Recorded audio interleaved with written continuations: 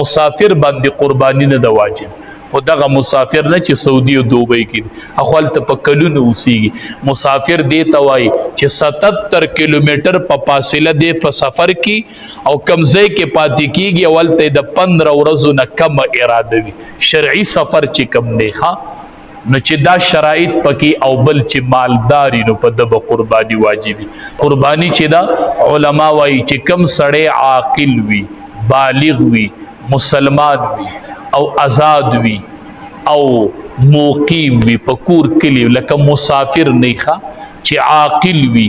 عقل پکې لیونه نه بالغ وي ښه نابالغ نه مسلمان وي او دې موقیم وي مسافر نه ښه په غریب سړی باندې قرباني واجب نه ده ښه په غریب سړی قرباني واجب نه ده مالدار په شریعت کې چاته وایي 52 تولی سپین زر د زرګر نه معلومات کوي د دې ریټ خيږي او کوزيږي 52 تولی سپین زر د دې قیمت چې د چا سره وي یی د دې دکان وي یا د ضرورت نه زائد سيزونه او هغه دې ترسيږي یی دویم زید یی کندر منډر دی دا ضرورت نه علاوه چې د ضرورت نه سيزونه نه علاوه وي او هغه دې ترسيږي نو په دې سړی باندې قرباني واجب ده نو 52 تولی سپین زر د قیمت معلومات کوي کله ریټ خيږي او کله کوزيږي او اکثر مونږ سورزه مخ کې معلومات کړیو صد پاسه 6 لک روپۍ راتللي او به هر صورت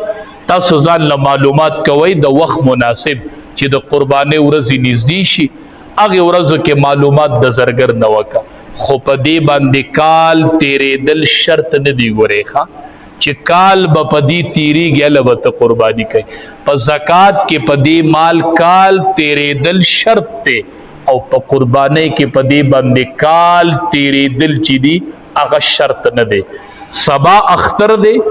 نن ستا لاس لدا پیسې رالی سبا کېدو ستا لاس ته راغلی وي په تا قرباني واجب ده ګورې ښه چې ستا د ضرورت نه د کور د حوائج نه کم زائد سامان وي د هغې قیمت دې ته رسیږي پتا باندې قرباني واجبه ده او چې دا نه وي نو پتا باندې قرباني واجبه نه ده ښه په غریب سړي باندې قرباني نشته دی بعضې کسان وي غریبانان وي او هغه پیسې قرضې او قرباني پې کوي ښه نو چې پتا واجب نه ده ولې پیسې قرضې او قرباني پې کوي ښه